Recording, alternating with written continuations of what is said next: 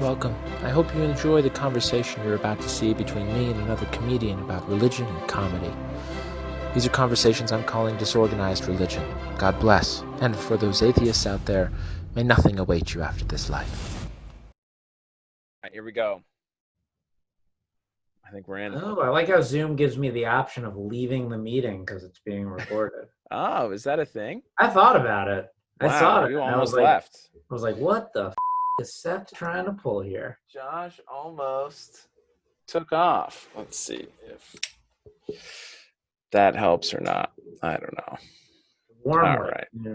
Cool Warm room. light. Warm light. We're trying to look a little less ghostish. Show off with these diplomas, with all your wife's diplomas behind you. My wife, get out of here. You can. All your wife's accolades. Do I need to move the screen so you believe me? Look at that. Boom. There's T. Lawrence there.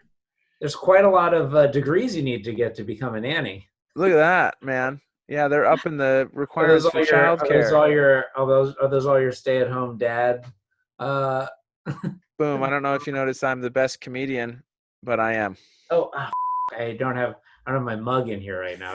I was drinking out of my. So you're actually the third podcast I'm doing today. Wow. This has been packed for you today, huh? Well, the first one technically wasn't a podcast. The first one was a Q&A for the film, which is why I had the film background loaded. Yeah, it looks great. That I did this morning, which is like essentially what a podcast is today. It was a Zoom call with the festival that we're in. Yeah. So you're in another festival. About my genius. Yeah, we're over 20 now. Wow, good for you. That's awesome. That is awesome. Before we go any further, since it's not an actual distance, before we get any further into this conversation, welcome to Disorganized Religion. I am Seth Lawrence, the host as always, and I am joined by our second-time guest, a fantastic comedian, the director of a beautiful documentary called Mentally Al, the one, the only, the mighty Josh Edelman. I'm the first repeat guest. First repeat guest, my man. And only as I should be, as you were the first repeat guest on Quarantine. I figured it was only cordial to make the offer mutual. Well, it's good to be here. Yeah, well, thank you for joining us. I was thinking about religion. Actually, earlier today. Yeah, I want to talk about how, if your beliefs at all have changed over quarantine. But what were you thinking about with religion? Well, I was just thinking, people, going down this road early on with you always feels like a mistake. But I was thinking about how like people are like, how could religious people like Trump? But then I was like, it totally makes sense to me that religious people like Trump, because religious people like choose to blindly have faith in something absurd with no logic. And that's what liking Trump is. It's like Trump says hydrochloroquine and you're like, yeah, all the scientists say no, but I choose to believe that. That's religious mentality. That's religion. It is and it isn't. I think the real religious people don't support Donald Trump because they think he's religious or they think he's some higher moral authority. That's mostly why people believe in God. It's not just baseless fantasy belief. It's a hope. It's a hope in something better. It's like a moral authority for like people that like aren't able to do morals without it. I don't think, I obviously disagree, but I would definitely won't go as far as to say I'm the best person I know, but I'm one of the better people I know. Yes. And but you were raised Jewish, and don't you not harbor any Jewish theological belief anymore? No, it is true. I do think about Judaism a decent amount. I think of religions, Judaism's one of the better ones. What makes it the better ones? Because there's no hell? Well, that helps. You know, it's like how much of like some of these religions is like acting out of this fear of this thing, but this like irrationally following these rules to a T and not believing in any amount of like knowing what right and wrong is, but like out of this pure fear of this thing, as opposed to promoting being good for the sake of being good. Yeah. But I think most religions, when practiced, preached correctly, focus on it's always better to be good for the sake of being good rather than doing a good or right thing and bemoaning it or begrudging it the entire time. But I've always appreciated that there's a big aspect in Judaism of asking questions, of legitimately questioning the religion. And on Passover, like the centerpiece of the whole Seder is the 4 questions. That's like the big one where like the kid asks the questions about what's the point of all this. Right. I mean, it's all written, so people follow script. But generally, it promotes questioning. I mean, like, I think I talked about this on the first time I was on when I was in Hebrew school.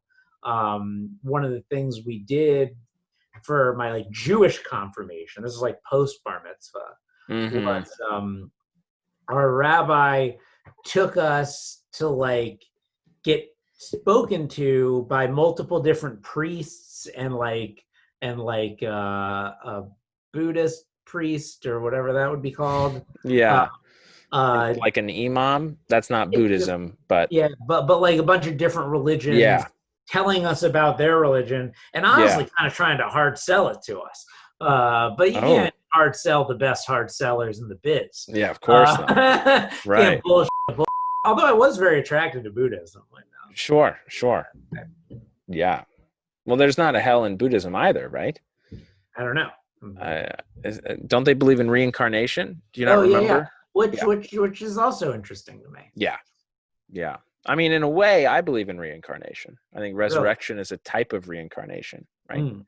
Well, the most perfect kind. Resurrection. Because it's true. What? See, part of me wanted, like, I've read things about people claiming that Trump is like the second coming of Christ. And I'm like, but you say no, but I'm like, yeah, but if somebody died and then came out of the ground, that's like very, Pet Cemetery, and Trump is kind of like Pet Cemetery Jesus. I mean, he's like, what if Jesus were evil? Right. That would be Satan. So that would be we sort of have that already. That would be Lucifer. The resurrection, people, you hear resurrection, you think, oh, he's going to come back, he's going to be this good guy. No, he's going to come back, he's going to be a monster. He died. He's That's awful. Well, I mean, my second coming of Jesus is your first coming of Jesus. Right? I thought one of the points of Jesus was that he didn't come. What are you talking about? No, but wait. You're making a sexual joke right now? Yeah. Was Jesus, but like according to the Bible, I've never read that nonsense. But according to the New Testament part, you've read the Torah part. That part's great. Yeah, we share that in common. Sure. It's fantastic. But no. But Jesus hasn't been resurrected yet. According to truth, he has. He has. Yes, that's what we believe. What's the story of the resurrection? Okay. Where was he? What happened? Over the 3 days that he was gone? He was only gone for 3 days, and he came back? Correct. And then what did he do? During the 3 days? About this. During the 3 days or after the 3 days? So the New Testament covers a few appearances that he has back in Jerusalem, in the old country, where he comes back. He first appears to Martha in the garden, and she has gone to visit his tomb. She is the first, or Mary, sorry, I said Martha. Mary is the first to go back and sees that the stone has been rolled away from his tomb. Mother or the prostitute? Potentially the prostitute.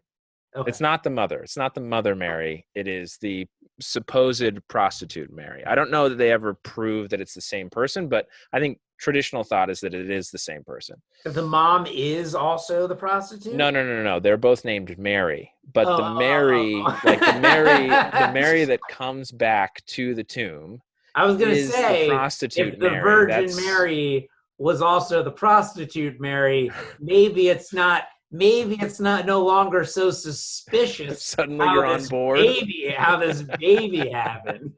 Terrible. No, those are different people. So And then that creates a whole Oedipal element to everything. Yeah. Then you get real complicated. The guy couldn't come up with 2 names? Well, no, I mean, there are a few female names in the New Testament. Was that like just some of the sexism of like I Babylon think, at that time? It was just like just every girl's like, you're Mary. Right. Well, Mary was the Peters, Karen. We got Paul's, we got Joseph's. Yeah. And every girl walking around is just Mary. Well, it's like today, Karen. It's a substitute for every woman that fits a certain type. So Mary was that. Mary seems to be this wide variety of both person who gets pregnant without having sex. Sure. And then person who doesn't get pregnant while having the most sex. Well, I mean, perhaps so. But, so there's some theologians or some biblical scholars that think Jesus was married to Mary, the prostitute Mary. Some theologians say they were married. Well, that's the whole thing that almost got Scorsese canceled. Yeah, I was going to say, you're a huge fan of Scorsese. I think that movie is brilliant. I watched it for Ryan and Jordan's podcast, the cable show. I'd never seen it before. It's a fantastic film, and I think all of it blasphemous. So that was on first like when I first watched it. After ruminating on it, I decided that it was not blasphemous. But at first go, that was my initial knee-jerk reaction was, wow, this is kind of blasphemous. But the way I took what Scorsese was doing in that end was Jesus had a full life in his mind and still went through with the sacrifice. To me, I mean, you almost get at what I think makes the movie so brilliant and so much more powerful than like Mel Gibson's, passion, torture porn Jesus. The very Catholic Jesus. But that the whole point is, it's like, what is martyring yourself? Martyring yourself is sacrificing the full life that you get to lead, like the highs and lows, and the lows that bring the highs of life, the joys, the frustrations, love, hate, all the emotions that like make life beautiful and worth living. Says like this is what he sacrificed. He sacrificed a wife, he sacrificed kids, he sacrificed friendship and old age and all of this for you. That's the bigger sacrifice. Right. And it actually, I mean, the way he portrays it hits on my personal thought about the atonement, because what is taught in my faith is Christ. Like sweet nails going through his hand and stuff in the movies. You see that. Yeah, you see that. You get a little bit of gore. There's a bit of blood and gore, and but we believe that Christ perfectly understands everybody, right? So he knows all of our trials and our issues, and that's what makes him the perfect mediator between us and God. And Scorsese, I think, hits on sort of what I envision the atonement to have been in part, was this supernatural and mystical ability that Christ had to experience everybody's life. I mean, that's just a personal thing that I have. And so to see Scorsese hit on that, but just for Jesus, the life he could have had, was incredibly poignant to me. And like you say, that is Jesus's sacrifice, I think, in one aspect. And also, that's sort of the beauty of like all of Scorsese's work. And I think what is so interesting, what's so interesting about his work in general, because he's often dealing with like gangsters and criminals and these dark people. And I think what's religious about his dealings with them is that he shows you the temptation of being bad. He shows you, he like Wolf of Wall Street to me is such a brilliant movie Because Yeah. in Wolf of Wall Street, it's like these are the monsters of the world. These are the people stealing your money and destroying everything. Yeah. Look how much fun it is. Like, don't you kind of want to be enjoying like Jordan Belfort's? Like, don't act like you don't see what's enjoyable about doing these drugs and having sex with all these different girls and riding these yachts through tornadoes and all of this. It's very seductive. It looks like tons of fun.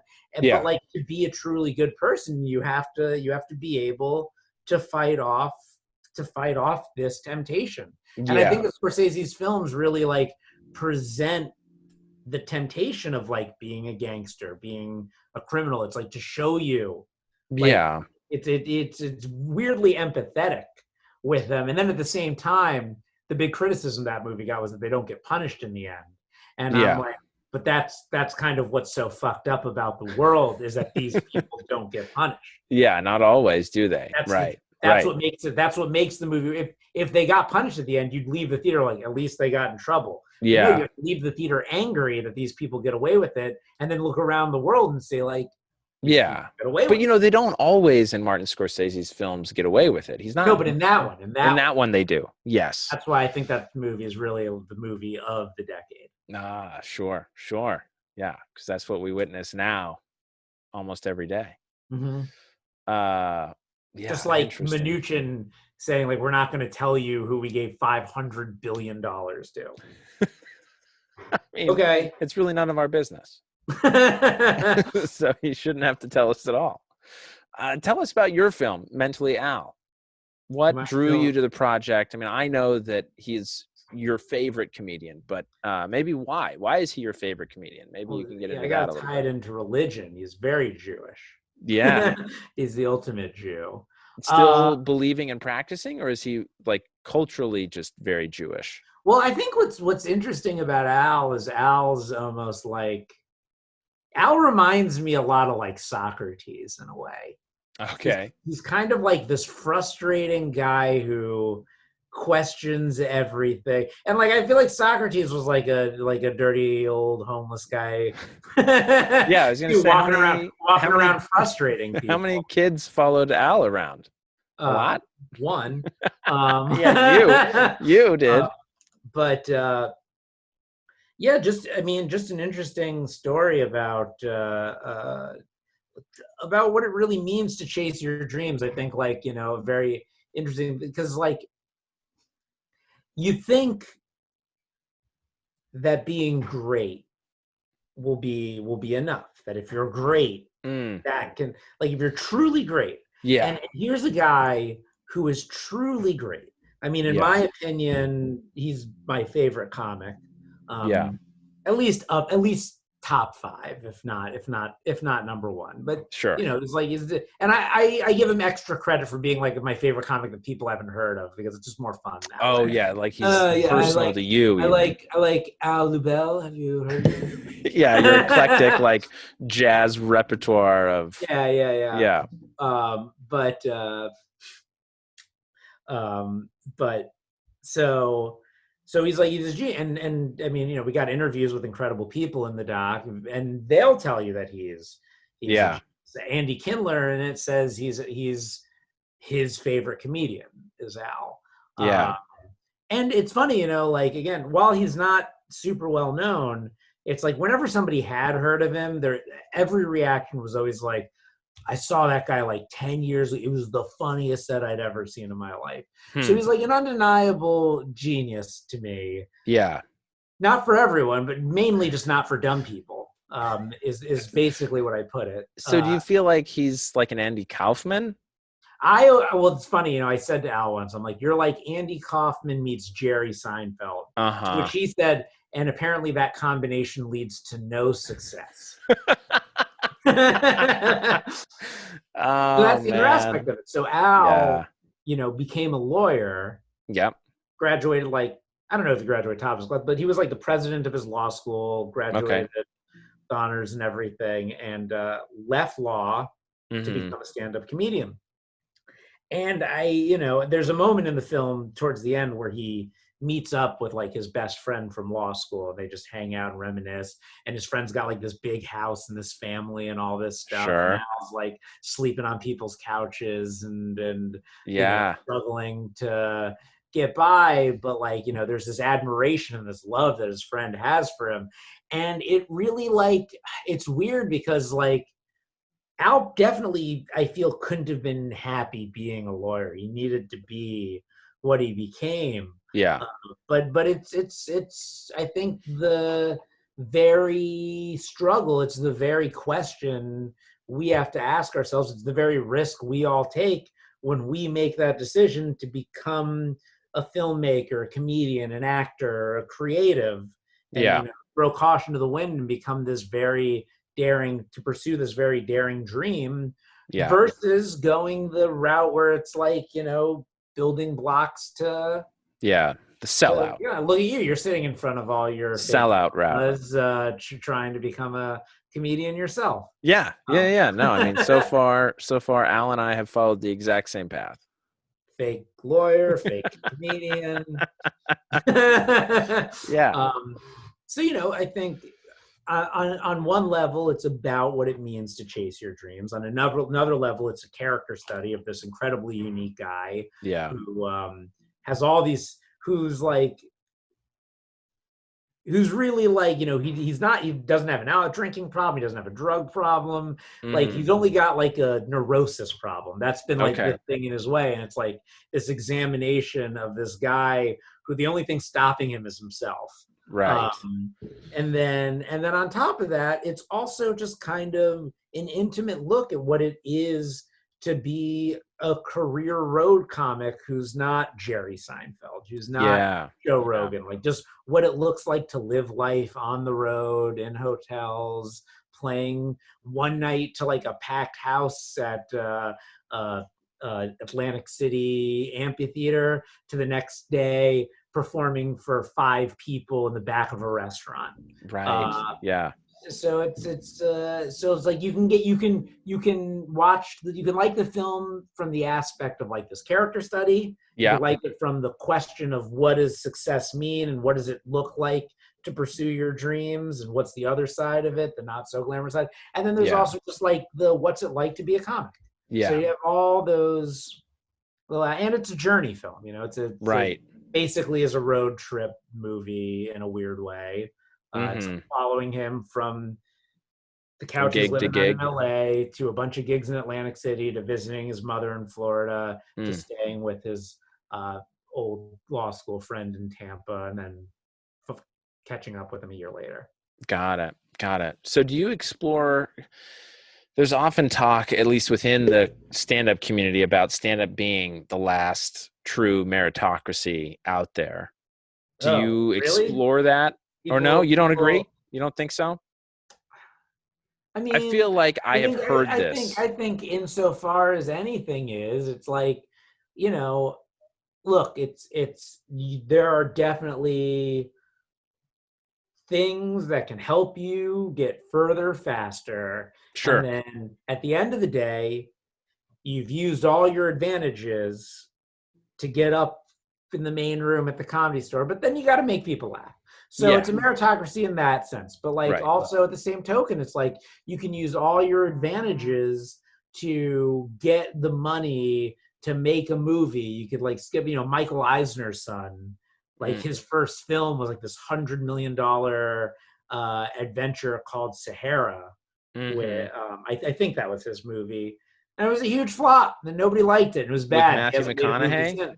Yeah. Either that one or the King of Persia. Maybe it was that movie with Jake Gyllenhaal. It was one of those two. Either way, it was a huge flop. It was like a $100 million disaster. Yeah. It's like, great, you could be the kid of the guy who runs Disney, but once you get your chance, if you don't.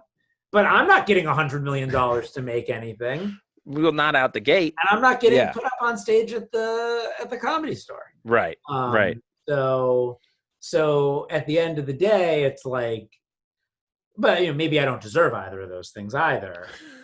Well, I mean, I get what you're saying as far as, there are breaks that you can get.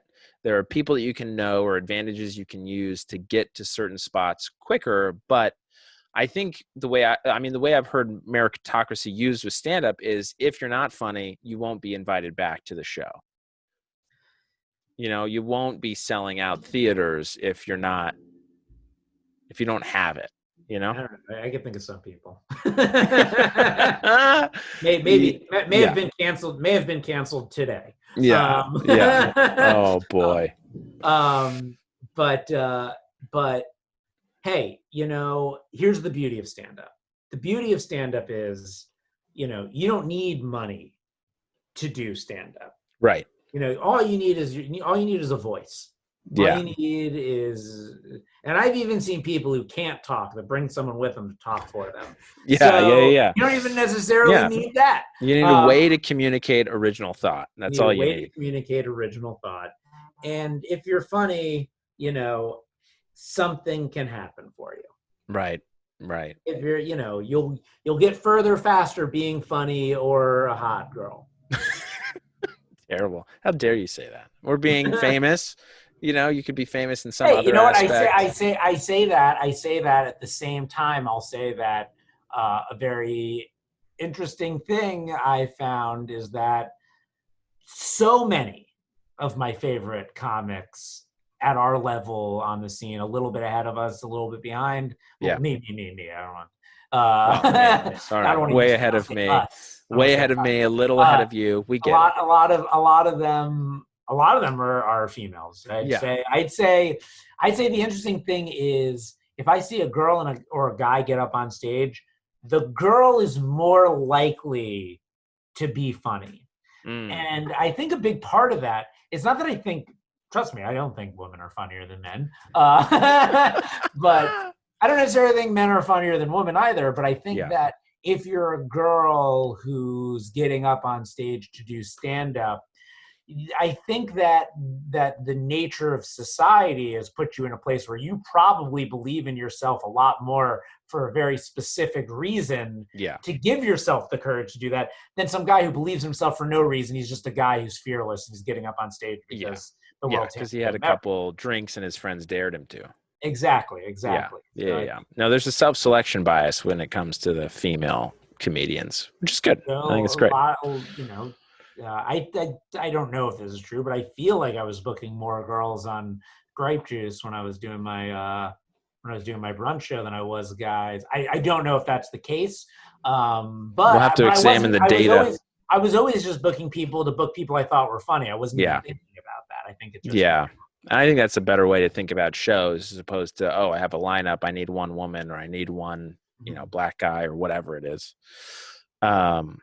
So how do you explore Al's Judaism in the film as well, or is that just who he is? He's pretty. You're not following him to temple then or anything, huh? Yeah, no. I mean, I don't think Al. I don't want to speak for him, but I believe Al's probably somewhere in the vein of agnostic like me. Mm-hmm. Religion isn't a dominant factor in his life or his thinking. I think he very much is Jewish. I think. I've often wondered certain things about I wonder about the self-selection. There's this idea of the neurotic Jew. And generally speaking, lots of my Jewish friends, myself included, Al included, are Jewish and neurotic. Yeah. And, well, it's because you have so many rules to follow.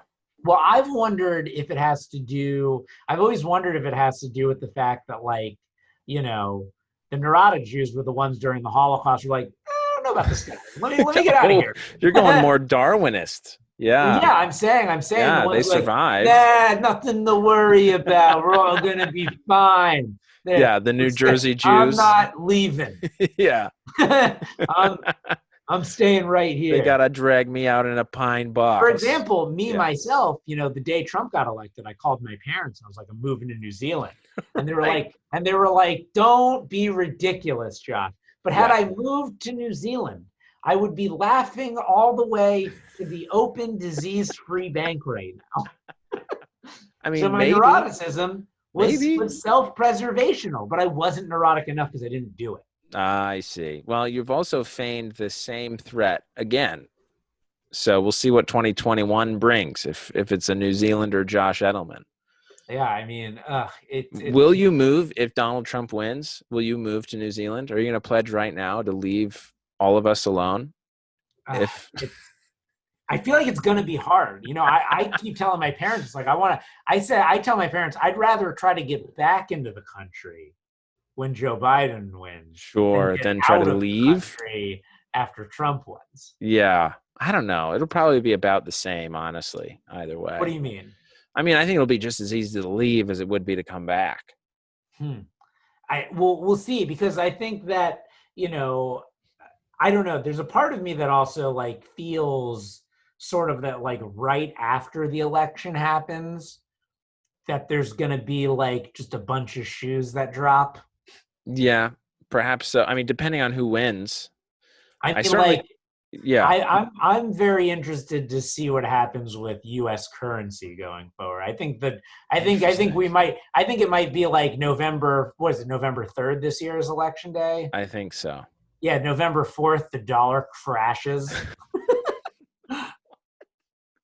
No, I don't know. I just don't think. Yeah, we printed so much fucking money. We're in so much debt right now. We are indeed. It's crazy. Right, but I do think it requires the mention that is not all Donald Trump's fault. Some, sure, but we would be in just as much debt under a Hillary Clinton as we would. What's the term I use all the time? Counterfactual. Yeah, right. It's a false or a unverifiable counterfactual. Yeah. All I know is that we're right now. Well, but things happen. But so another aspect of that, I think about, probably get myself in trouble if I don't phrase all of this stuff correctly. Oh, good. But I always have a joke that I think of Hollywood as like the NBA for Jews. It's like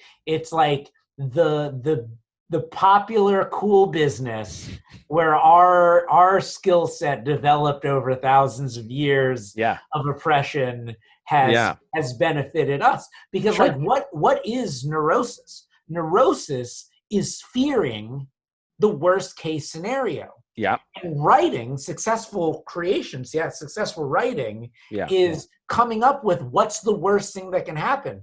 One of the things I learned in film school or something that like one of my writing professors used to preach is that film is chaos.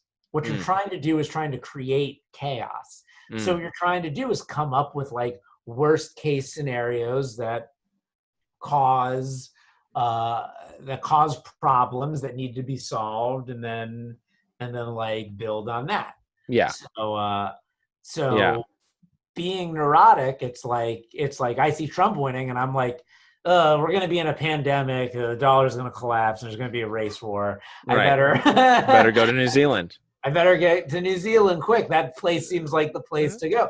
There's a like seeing the fabric of worst case scenarios. And that's why, like, I think when you think of like who people's most admired sort of writers are in Hollywood, not always the case. And, personal failures aside, but people like Woody Allen or Charlie Kaufman, like they're like the most neurotic seeming people. Larry David, they're the most neurotic seeming people in the world because they're like frustrated by things, they fear things. They're constantly like watching, like if I do this, it can like tumble into this effect. The social chess. That is dramaturgy to me. So I think so I like to joke that it's the NBA, but it's not like, other people aren't neurotic. I always find it funny. Yeah.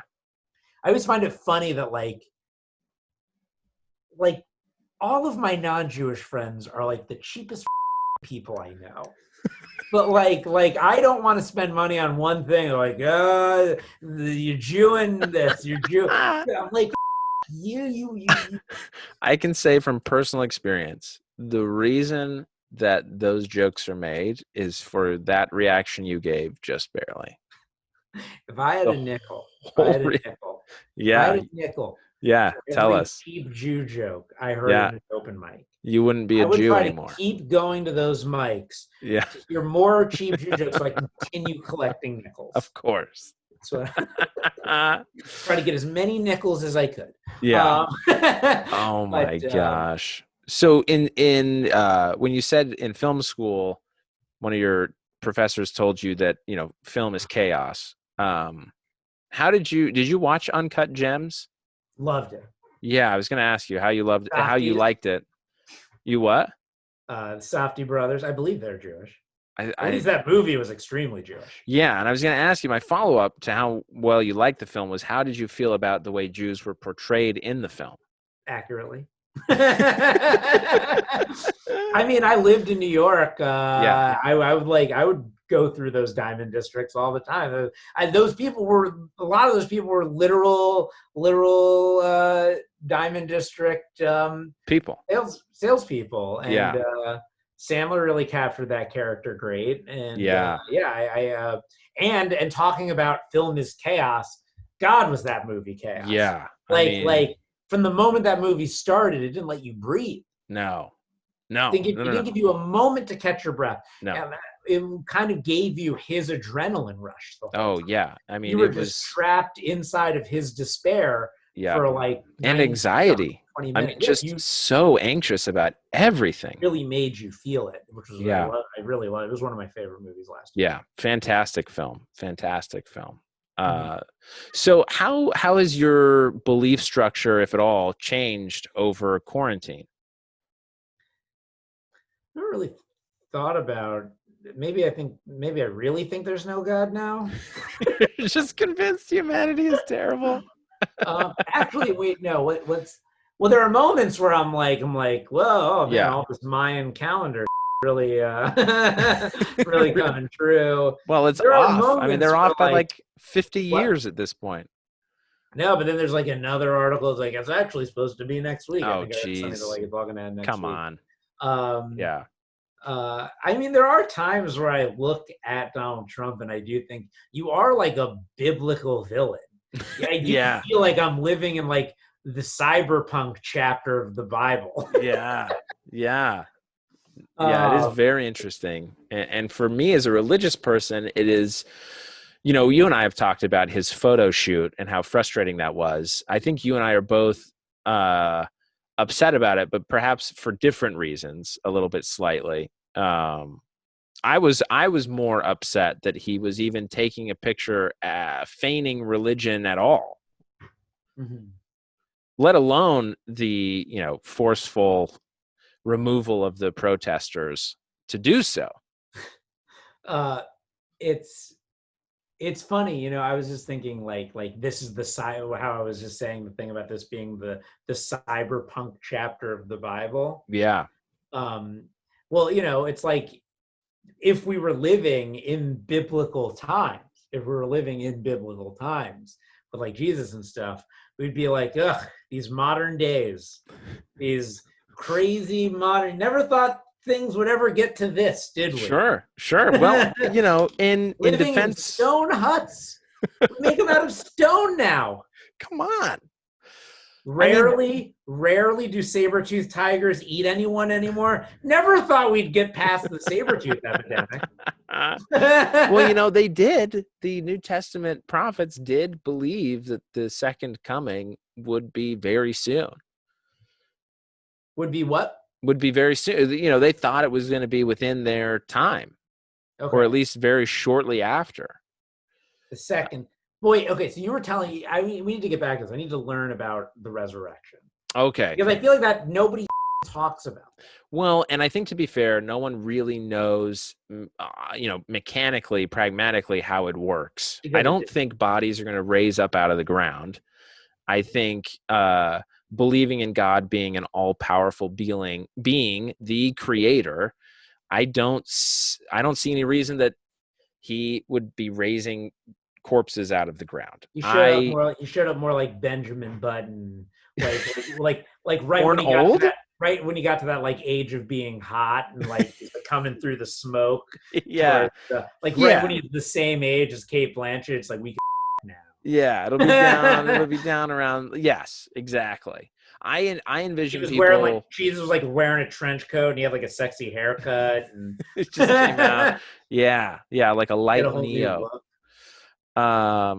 Yeah, I envision people coming down from the heavens in physical form, resurrected. So So it was like an angel. It wasn't a pet cemetery. Like it wasn't like a hand out of the ground. right. Yeah, no, that's not what I envision. Ominous violin music playing as Jesus. I want to make. Would it be blasphemous if I made Holy a movie, zombies. if Yeah. I made a movie about the second coming, but Jesus is like a zombie? I mean, I don't know. What if I told the story exactly like it happens in the Bible, but I give him like this undead zombie like makeup job, and like it is like a hand out of the ground type thing. Yeah. Well, And like and he's got like weird like dead person leprosy or like yeah, where he's flaking things keep apart. falling, like that movie My Boyfriend's Back, if you ever saw that. I did not, but I have a picture in my mind. I don't think blasphemous would be quite the right word. Perhaps just a little disrespectful, but that's fine. You could make that movie 2 days after the last temptation of Christ. Yeah, I think it would be more interesting to tell that story with the apocalypse, with the what's the word I'm looking for? The rapture. Tell that story for the rapture, or tell the rapture in that way. What? Yeah. Explain some of the stuff to me. Okay, so wait, what did he do in some of this Christian stuff? He hung out with Mary. He told her like, yeah. So you still around? Yeah, the Bible, the New Testament actually doesn't talk about what he did over the 3 days that he was gone from the tomb and not in Jerusalem. So he appears to Mary. He needed to be put down. He what? He's murdering people and needed to be put down like a zombie psycho. Like a zombie killer. You stop that right now. We believe that so this is where the Book of Mormon comes in for my faith. We have a record written by, claimed to have been written by prophets in the Americas who see Christ. Christ comes and visits here. He does that after the 3 days. So during the 3 days, we get during the 3 days in Mormon theology from a Latter-day prophet who has a vision about Christ being in heaven and organizing essentially missionary work from 2 areas. One area that we call Spirit Paradise, where he organized missionaries to then go to what we call Spirit Prison to teach those who had not heard of the gospel, the gospel. You go get a bunch of Japanese people killed. Not killed. No, not killed. They're already dead. You're teaching the already deceased. And then he comes back to Mary. Mary's the first person that he sees in the garden. She then goes, tells the apostles that she's just seen Jesus. They don't believe her, obviously, because she's a woman. And they run to the tomb, Peter, James, and John. That's not fair. That's not fair. How is that not fair? They believed Jesus's mom when she said she hadn't anyone. They weren't there. It was not the same men. So they believe her. I think maybe they didn't believe Mary. And it wasn't Mary that they believed. It was Joseph. Dirty. Joseph is who they believed. Oh. Anyhow, so the apostles. Because why would Joseph not admit to getting laid? I mean, come on. It was a different time. Josh, it was a different time. You smashed Mary, Joe? No, I didn't, bro. I didn't. Dude, it wasn't. That's not mine. If I smashed Mary, I wouldn't be able to keep my mouth shut about it. So she must. Terrible. must just terrible. The truth. Cole Alexander. I don't think I've ever talked about him on this podcast, but he has one of the most blasphemous and hilarious jokes about the Immaculate Conception that I've ever heard. I'm going to have him on, and he can tell it because I will be struck. You gotta paraphrase. I've probably heard it, but I will be struck by lightning. Well, he says, so Immaculate Conception, like people had to believe that story. So Mary must have been ugly, because it would be more believable that she'd be, impregnated by some mysterious force than Joseph having sex with her. They were more she was so ugly that they would not believe Joseph had sex with her. See, I see Joseph as kind of like Terrible. I see Joseph as more like this guy who just will believe anything. Like she's just slutting around, and Unbelievable. Joseph refuses to believe it. Yeah. She's perfect. She Yeah. wouldn't lie. She wouldn't lie to me. The But, most gullible. They're like, Joe, man, I'm Mary. He's the Like, 30-year-old. No, she's saving herself. She's telling me that she's saving herself for when we're married. Yeah. Yeah. She's pure. Meanwhile, I mean, we need to believe women, Josh. All over town. The real truth is Joseph was the most progressive man in history. That's the real truth. He believed women, and I think it's about time. I think it's about time you did too.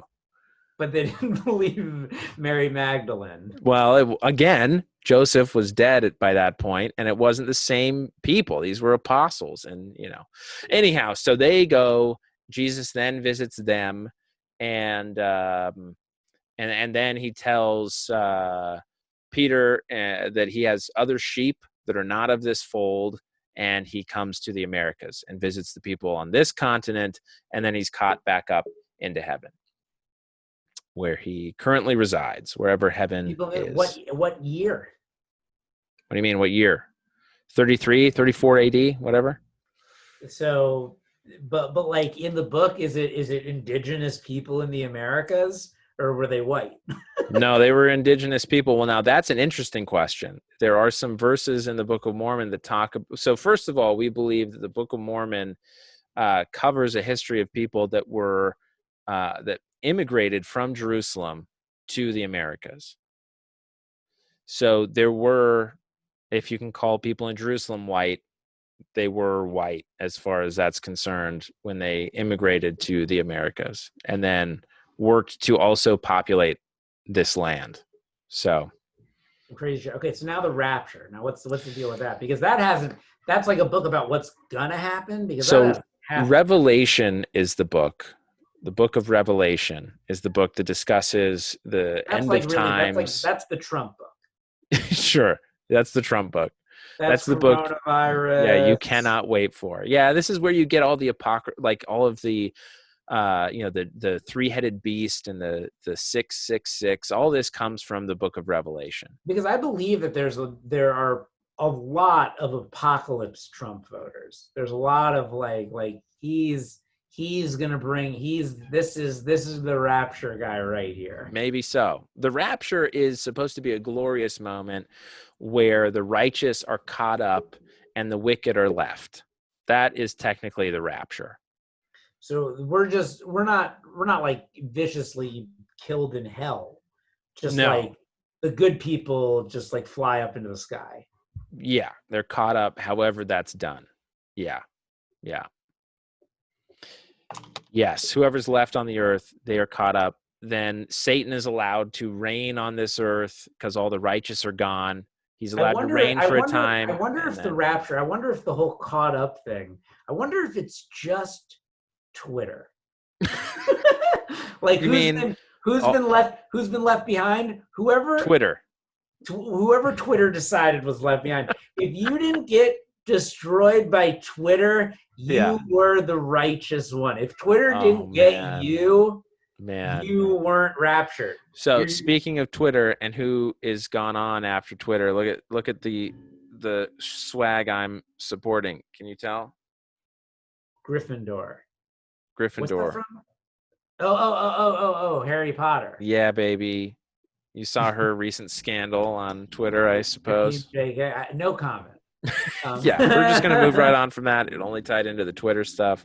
I did have a good joke that I riffed one day about that. About JK? Yeah, I can't remember. It was like Was it she should sign all of her tweets JK? No, it was something about it was a Harry Potter joke that I'd come up with about the trans stuff, but I can't remember it. Maybe something like, for a person who made up an entire world based on magic, you can't believe in science, something like that.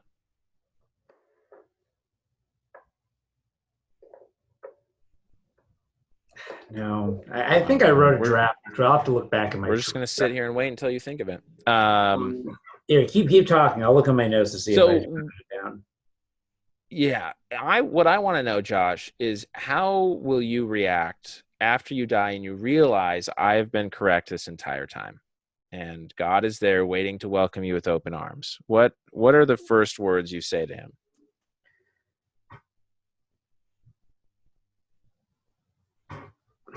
It was. I just read it. It wasn't good.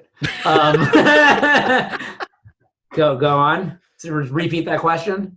So what happens? What I want to know is what happens when you die and you realize that I've been right this entire time. What are your first words? Well, that was the only joke I liked from the Louis special, from the new Louis special. Remind me.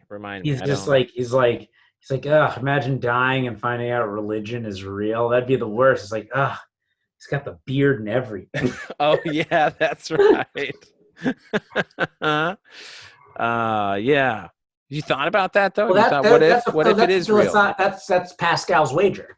Yeah. But I mean, Pascal's wager is dumb because, like, Pascal's wager, there was like Christianity or nothing. Well, as far as the world was concerned. Yeah, he had a pretty limited understanding, but I mean, you can just broaden it out. Either religion's real or it's not. So therefore, what do you do? Well, here's how I see it. Okay. Yeah, go. The way I see it is, I believe that there's true like morality. Okay. And I go. That comes from God. I do my best to be a moral person. Yeah. And if just being a moral person isn't enough to prevent me from condemnation, if the truth of it is that you have to choose to believe this absurd thing in order, like, then I guess that's that. Then everything sucks and bull anyway. Then I don't want to be a part of your club. Well, I have a joke. I say like if you have to be Christian to get into heaven, that means heaven's full of nothing but a bunch of Christians. And I don't really like Christians that much. So the idea of spending eternity with nothing but them sounds like my own personal hell. Right. Right. So it's like, so there's my logical fallacy to any religion. If being like a blow yourself up terror, I'm not saying all Muslims are this. Oh boy. But if in order to get into Muslim heaven, you have to prove yourself so dedicated, all that you like, do what you want to spend time with a bunch of people that blew themselves up. And I'm saying, by no means, I'm saying like the most extreme, the most extreme Jews to me, like the Orthodox, the Hasidic, This is like, if you have to, if the only way for me to get into heaven is to not take 100 steps, that means I have to spend the rest of my life with a bunch of Hasids, send me to hell. But hell doesn't exist for you. So what's it matter whether or not I believe in God? Well, if I don't even have the punishment of hell. I don't not. I mean, I could tell you what I kind of believe in. Yeah. What is that? I just think we're if I had to answer, if you're like, what do you think is the most logical reality you can come up with for what we are? And I think that we are like a microbe on a cell that is planet Earth, and we're either killing it or keeping it alive. And planet Earth is just a cell amongst all the other planets, which are nothing but just cells inside of something much larger that we couldn't even conceptualize, in the same fashion as a red blood cell in our body couldn't conceptualize us on the outside of it. Yeah. So I'm like, so I think that there is logic within that to do things to kind of create a better world and try and keep this earth alive. And that is our job by virtue of the nature of like this construct. And that I think that like, people say that humans are cancer. I think that almost more like the red blood cells and white blood cells and things like that. It's like there's cancerous humans and there's non-cancerous humans, and there's like it's like a psychological thing more than anything having to do with anything physical, and that we're in this weird existential war to simply keep the earth alive. Yeah. And and what do you think happens to us when we die under that model? I mean, do we just unknowable? Yeah. Probably just just nothing. Just probably just nothing. Interesting. All right. I mean, like on one sense that's scary, on another sense, yeah. Whatever. Well, I've talked to some, I've talked to, Michael Virgilio, who's atheist and has the same thought, there's nothing. Brian Matthews is another one. There's nothing. That's just me answering like what I could come up with as my most logical answer for what the meaning of all of this is. Yeah, which like you start to think about it and you'll get depressed because it's just so absurd to even try to conceptualize. Well, what I'm saying though is for Brian, for Michael, I think for a lot of people out there who are atheist, or even agnostic and believe there's nothing afterward, it's not as depressing as I find it for them, because they believe, no, you just got to make this life, since it's all you're going to be conscious of, you have to make this life count. So, and they believe, Michael answered this exact question, which was, well, I'm good because it's better and I feel better, and everyone's happier when we are good. So you don't need necessarily God telling you what is right and wrong. You just do what is best for yourself and those around you. Yeah, sort of. I mean, again, it's like I don't need religion to give me my morality. I think that, again, I want to say that like that's my most logical philosophy, and there's still a less than 1% chance I'm right. Right. Sure. That's correct. Sure. And I think by that means, again, it's so absurd that we exist at all. Just it's the level of trying to reason why it is that any of this even is. Yeah. It's just so absurd that it's just like it's pointless to try and figure it out. Well, unless I agree with you. I think it is absurd to think random chance created us this way. But if you believe in a creator or a God or a force, that there's intrinsic value to human beings. That just feels like an answer we came up with when the best thing we can invent was the wheel. I don't think so. I think there's more ingrained. There's something natural about that answer. There is something innate in us that believes in that answer. And I don't think it's illogical hope. I don't think it's delusion. It's pre-science. Even what does that even mean, pre-science? You think we can prove there's no God? You want to know a weird movie that I think has a weird movie to think has a lot of actual deep philosophy in it, even though it's a much maligned, Real Genius. No, well, actually, it's an interesting movie, but Prometheus, Alien Covenant. Oh, I've never even heard of this. You never heard of these movies? There were blockbusters that came out in the past couple of years. Ridley Scott movies. They're technically prequels to Alien. Okay. But basically, it's like there are these creators who created humans, then humans create artificial intelligence robots, and then the artificial intelligence creates the aliens. And it's like this line of like creating a further evolved thing from yourself. I think it's an interesting concept that almost like God may have been a less evolved version of humans that created us in the same way that we may create the next great further thing, which are evolved. robots or Because something.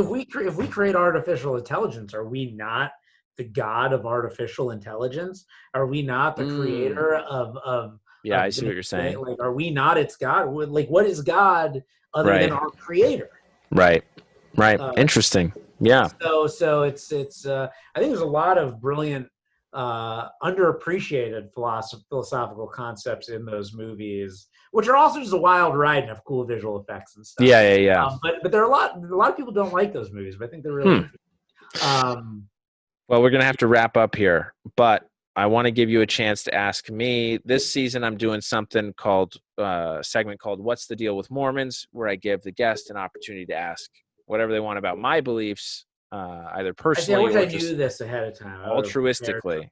I should have sent you this in advance, but you know When you how had me on as your organized I first am. 3-time guest, because come on, Seth.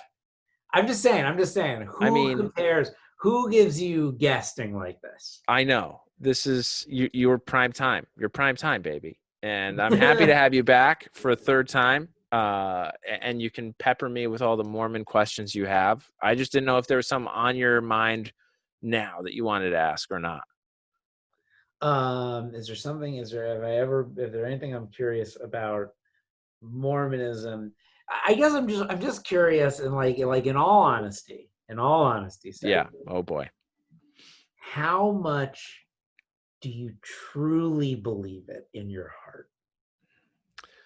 I mean, 100%. What do you mean though by that question? Like you're like, it's just John Smith, Joseph Smith. Joe Smith. Yeah. He went in his room and God talked to him. Yeah. And Yeah. No, I do. I believe that. Why? First of all, God did not go in his room, but the point is well taken. Yes, I do believe that Joseph Smith had a vision, and that called him to be the prophet of the restoration. And this is also, in large part because you were born into that, and you believe in your heart that you're the center of the universe, so that you were born into the right thing to learn, so that the thing that you learned is the correct thing because you're on your narrative. Right. I tweeted this thing the other day, which I thought was one of the best tweets I ever tweeted. I think it only got like 4 likes or something. But I said that religion is just childhood trauma. I did see that tweet, and I wanted to say something like, it's also adult trauma. I mean, religion, I think, is there are good things about it and there are bad things about it. I'm not going to say that, all religion is excellent. I think there are, but I also want to separate religion from the gospel of Jesus Christ, which I believe wholeheartedly. But I think in large part, and I'm being purely speculative here. I don't know what the actual studies show for this, but like if you're molested as a child, you grow up and like you're messed up because you've created, there's these fears that you probably feel because your childhood trust was breached by this awful thing that happened to you. Yeah. And you spend a lot of the rest of your life trying to rectify the injustice that was served to you. And I think about like even growing up Jewish, like I felt like a lot of religion, a lot of learning Judaism was in part, and probably less so Judaism than many other religions, but teaching me like the fear of God, Sure. And especially when you're a child who knows nothing and you're like presented with this idea of this all-powerful thing is going to damn you to hell, like that's traumatizing. Like I remember being a kid flipping through channels at my grandpa's house when I was like staying over there one night, and I had HBO in my room, and I was flipping through channels, and I just saw a split second of Chucky like running at someone with a knife. Yeah. And it gave me nightmares for months. Yeah. Just from flipping through channels. Yeah. And it's like that moment of seeing Chucky come at come at me with the knife and the TV, Yeah. that was God. That was what we teach children God is. So for their whole life, there's this Chucky doll coming at them with a knife if they don't go to church. Right. Well, do you feel like abstinence? Do you feel like you've been hoodwinked by religion? No, but I'm just saying that I mean, again, I have a complicated relationship with Judaism. I definitely I practice some of the holidays. I fast on Yom Kippur. I usually do a Passover Seder. Yeah. I end up at synagogue a number of times a year. Yeah. Don't go religiously. But no judgment. Yeah. But I definitely recognize, again, I think, I was making fun of you. I think that there is a sort of narcissism to the random thing I was taught as a kid is the right thing. Sure. Like there is almost a sociopathy to like the fact that like the order of the universe is designed as a system for my experience to make sure that I learned the right thing to follow, and every other person who learns something different is a test. To lead me astray. I definitely understand what you're saying. I think that's partially true, right? But my personal thought on God is that I don't think God. Okay, so take someone who, first of all, I think God is going to take everybody who is honestly doing their best to be good people, regardless if they're Muslim, Hindu, Sikh, like all of it, whatever it is, he's going to take all of the good ones, and or the atheist or the agnostic that's just trying to be a good person. And they will receive God, they will receive some of God's glory for sure. But I do think it'll be in Mormon heaven. That's where I think everyone's going to be. I've often wondered if heaven is, if like Jews get Jewish heaven, Catholics get Catholic heaven, Hindus get Hindu heaven, I wonder if, and I suppose there's some scientific evidence for everyone experiencing what they want. I very much appreciate the Buddhist philosophy of to exist is to suffer. And it's a thing that I feel like I've been fortunate enough to have had a minimal amount of suffering in my life, but still incalculable suffering. Sure. Well, sure. But I think that's why we have, for me, that's why we have religion. And it's sad to me. I have friends who were brought up in the Mormon faith who have the exact same outlook on God as a child that you just expressed, that God is this punisher waiting for us to mess up. And Chucky, come in. Yeah. And in my mind, that is not an accurate portrayal of any God, let alone the God that I believe in. And so I do feel badly for people who are traumatized by religion and a God that's taught, that I think is taught incorrectly. So, I don't know. We'll see what happens. Anything you want to plug? Anything you want to plug, Josh? Mentally Al documentary. It is coming out soon. I can't wait. I cannot wait. I can't wait till I know the actual date, but it will be available to you soon. Beautiful. That's when we're going to have you on the third time. When you have a date, we'll have you on. You can announce the date. Great. It'll feel like closure. I have my podcast, Quarantine. Fantastic podcast. I've been on it 3 times. Yeah. Already. Yeah. Those episodes are all fantastic. If you Very fun to listen to that, it's like this but better. No, actually, I was just thinking to myself about how good I think this podcast is. I don't know how it is with the other guests, but whenever I'm on it, it's like, amazing. This was a really good one. Yeah. And yeah. But yeah, check out Quarantine. Follow me on Twitter, Instagram @the Edelmeister, TheEdelmeister. No underscores or spaces or anything. Beautiful. Same Twitter handle, right? Same Twitter handle. Yeah. Instagram Excellent. handle. And yeah, hopefully we can meet up in person. The world opens up within the next 5 months. Yeah, before we all have to go out and vote. I would say 5 months is the optimistic, realistic. Yeah. The most realistic, optimistic. Yeah. Interesting. Possibility. All right, 5 months. 5 months. That's Josh's Mayan prediction here. I think 5 months is the opportunity for us to have like a genuine treatment or an early vaccine. Yeah. So, interesting. All right. Well, we're gonna hold you to it. I mean, that's me being optimistic. Thank you so much. That's a rare thing. That's a rare thing, everybody. Josh, it's always a pleasure to have you on. Thank you so much. And we're going to set up a third date, hopefully very soon when you know when this Mentally Ill is coming out. Beautiful. Thank you, sir.